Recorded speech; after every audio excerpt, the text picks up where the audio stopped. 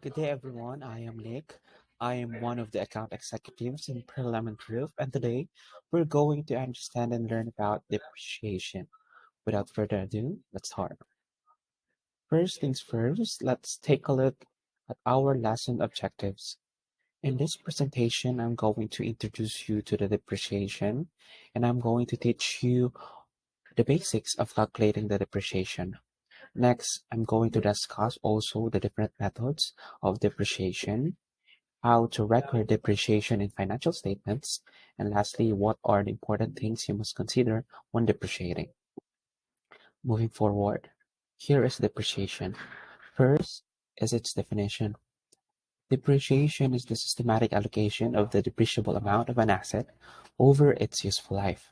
The purpose of it is used to spread the cost of an asset over the period of time that it is expected to be used. This helps a company match the cost of an asset with the revenue it generates.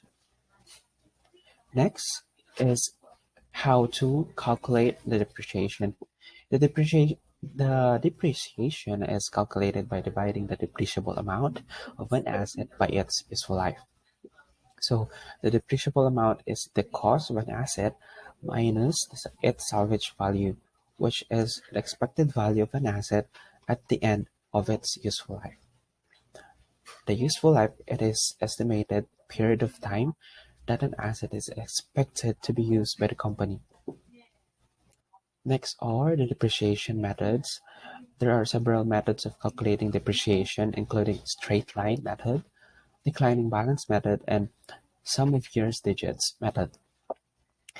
The most used method is the straight line method, which involves dividing the depreciable amount of the asset by its useful life to determine the annual depreciation expense. Next is the declining balance method. It involves calculating depreciation at a higher rate in the early years of an asset and lower rate in the later year. Last one is the sum of years digit method, which involves calculating depreciation based on the asset's remaining useful life. Let's now move on to how to record depreciation in financial statements. Depreciation is recorded as an expense on a company's income statement. Next is the accumulated depreciation is an asset and it is recorded as an contra asset on the balance sheet. And the net book value of an asset is calculated by subtracting its accumulated depreciation from its cost.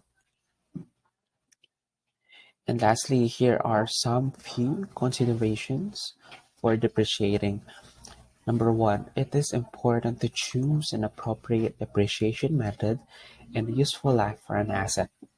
Next is the depreciation expense can have a significant impact on the company's financial statements.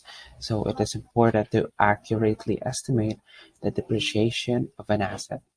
And lastly, changes in the useful life or depreciation method of an asset can have a material impact on a company's financial statements and should be disclosed. Alright, we're done, and I hope this presentation was helpful in understanding the concept of depreciation in accounting. Let me know if you have any further more questions and feel free to comment down below. Again, this is Nick, Accounts Executive for Pearl Lemon Group. See you on my next videos. Goodbye.